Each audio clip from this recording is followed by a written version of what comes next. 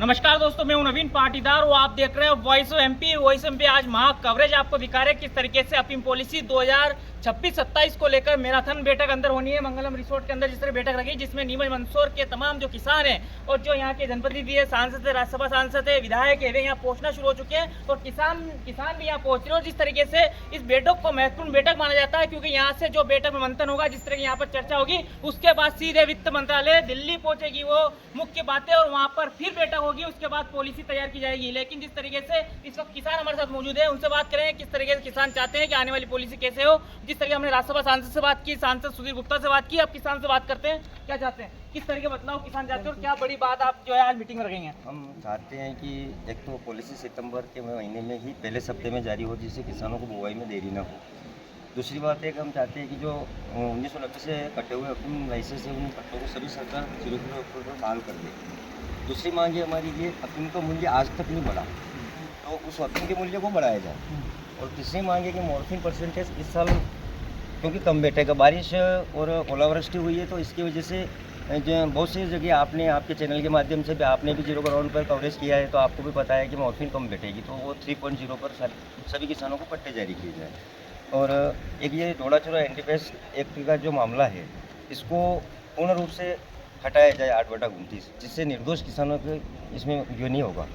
और एक और है साहब कि हम चाहते हैं कि सभी किसानों का ये है कि किसानों को कोई भी पीड़ा होती है तो वो इनके बारे, और नारकोटिक्स विभाग और किसान एक परिवार है, तो मेरा ये है कि जल्द से जल्द भ्रष्टाचार के जो आरोप लगते हैं कुछ होता है, तो इसमें नारकोटिक्स विभाग और एक किसान एक परिवार है, तो ये अगर किसान को कुछ भी समस्या है तो वो डायरेक्ट विभाग से मिल सकता है। तो हम ये सारी चीज़ें इनके सामने रखेंगे और ऐसी और कई भी हमारी ये मांगे हैं, जिन इन मांगों को अफीम का मूल्य बढ़ाया जाए।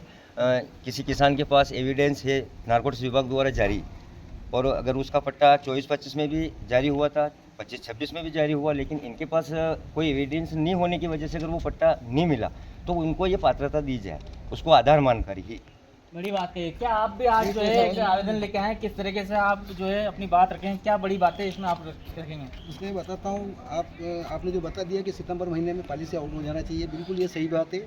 अफीम बुआई का अनुकूल समय 5 अक्टूबर से 15 अक्टूबर रहता है। अगर सितंबर महीने में पॉलिसी आउट हो जाती है और पॉलिसी आउट होते ही किसान को लाइसेंस बोने की स्वीकृति मिल जाती है, तो वो समय से अफीम का लाइसेंस हो सकेगा। दूसरी बात, उसकी गिरदावरी का जो कार्य जिसको नफ्ती बोलते हैं, वो 45 दिवस के अंदर हो जाने से अफीम का पौधा छोटा रहेगा, आसपास गीला भी नहीं। उस समय क्या है कि किसान लोग खींच देते हैं पानी की, तो उससे आसपास का खेत सूखा रहता है। कर्मचारी लोग भी आते हैं तो उनको नफ्ती करने वगैरह में समस्या नहीं आती है। और एक और है कि अफीम की फसल एकत्रित करने के लिए अफीम जो पतला माल आता है, दूध जैसा माल, उसको सुखाने के लिए 2 से 3 बर्तन की व्यवस्था की योजना पहले सरकार ने बना रखी है। कम से कम उन बर्तन को बढ़ाया जाए ताकि किसान उनको 2 से 3 बर्तन के अतिरिक्त रख के उसको सुखा सके।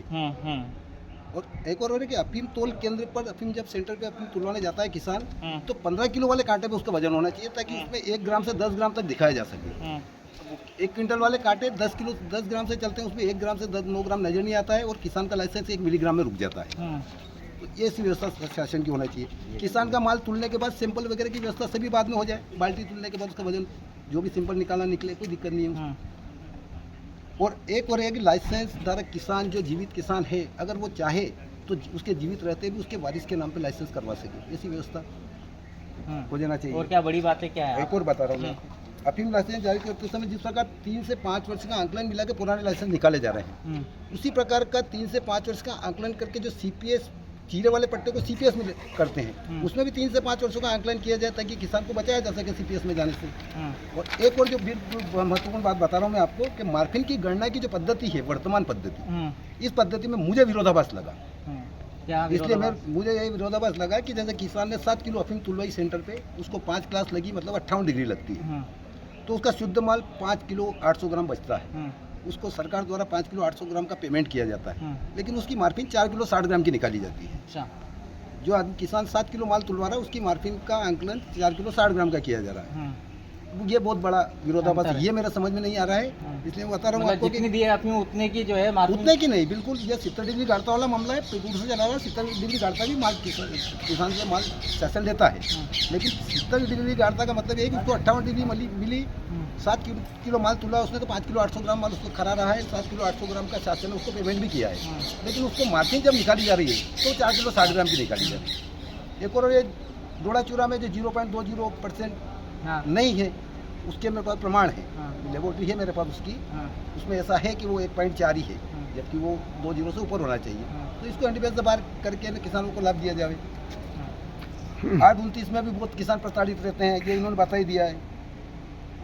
क्या कहेंगे आप किस मैं तरह? मैं ये चाहता हूँ, इन्होंने कि बहुत बड़ी बात बोली है कि जो अफीम में हम जो रोज़ किसान अफीम एकत्रित करता है चीरे के टाइम, उसमें ओस के रूप में पानी की मात्रा मिश्रित होती है, उसे सुखाने में बहुत टाइम लगता है। तो वो 1 बर्तन 2 बर्तन 3 बर्तन ये सारा मामला ख़त्म कर दिया जाए, और जब तक भारत सरकार अफीम नहीं खरीदती तब तक न तो नारकोटिक्स विभाग और ना ही किसी पुलिस विभाग के द्वारा उस किसान को परेशान किया जाए या उसका घर चेक किया जाए। मैं ये सबसे बड़ी दुविधा है।